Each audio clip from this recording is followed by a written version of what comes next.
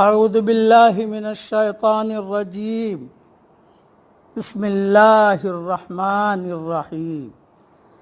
سورہ مومن کی چند آیتیں پڑھ رہا ہوں، آیت نمبر 13 سے لے کر آیت نمبر 16 تک۔ هو الذی یریکم آیاتہ وَيُنَزِّلُ لَكُم مِّنَ السَّمَاءِ رِزْقًا، وہی ہے جو تم کو اپنی نشانیاں دکھاتا ہے اور آسمان سے تمہارے لیے رزق اتارتا ہے۔ وَمَا يَتَذَكَّرُ إِلَّا مَن يُنِيبُ، اور نصیحت صرف وہی شخص قبول کرتا ہے جو اللہ کی طرف رجوع کرنے والا ہو۔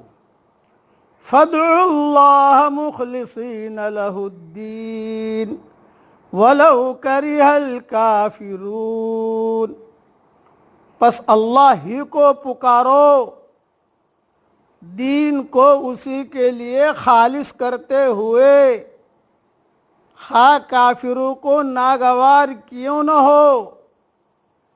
رفیع الدرجات ذو العرش، وہ بلند درجوں والا عرش کا مالک ہے۔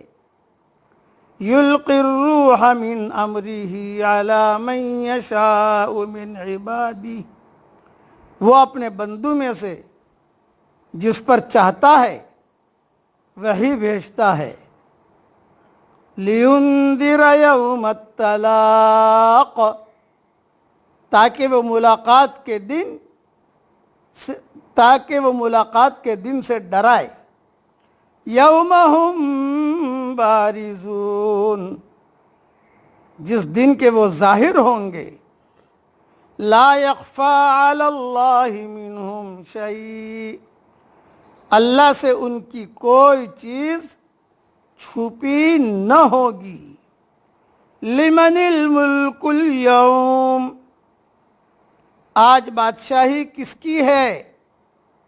للہ الواحد القہار، اللہ کی جو اکیلا ہے، زبردست ہے۔ تشریح سن لیجیے۔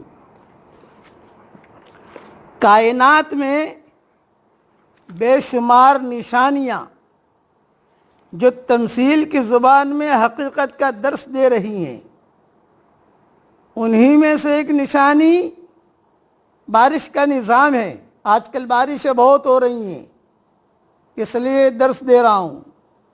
انہی میں سے ایک نشانی بارش کا نظام ہے۔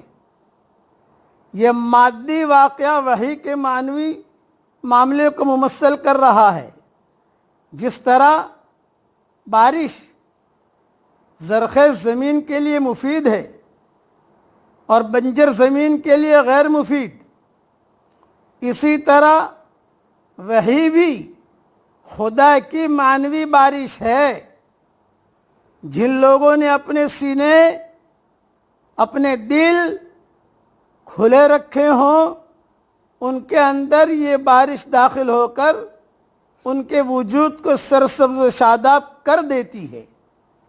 اس کے برعکس جن لوگوں کے دل ٹیڑھے، غیر خدائی بڑائیوں سے بھرے ہوئے، دنیا کی طاقتوں سے ڈرے ہوئے، دنیاوی طاقتوں سے سہمے ہوئے ہوں، وہ گویا بنجر زمین ہیں، وہ وحی کے فائدوں سے محروم رہیں گے۔ اللہ اپنے بندوں سے پوری طرح واقف ہے۔ وہ جس بندہ کو اہل پاتا ہے، اس کو اپنے پیغام کی پیغام رسانی کے لیے چن لیتا ہے۔ اس پیغام کا خاص نشان یہ ہوتا ہے کہ لوگوں کو اس آنے والے دن سے آگاہ کیا جائے جب کہ وہ بادشاہ کائنات کے سامنے کھڑے کیے جائیں گے، جس سے کسی کی کوئی بات چھپی ہوئی نہیں ہوگی، اور نہ کوئی ہے جو اس کے فیصلے پر اثر انداز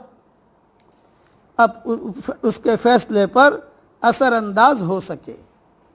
اور یہ جو فرمایا لمن الملک اليوم، یہ قیامت والے دن اللہ تعالیٰ پوچھے گا، جب سارے انسان اس کے سامنے میدان محشر میں جمع ہوں گے، اللہ تعالیٰ زمین کو اپنی مٹھی میں اور آسمان کو اپنے دائیں ہاتھ میں لپیٹ لے گا اور کہے گا میں بادشاہ ہوں۔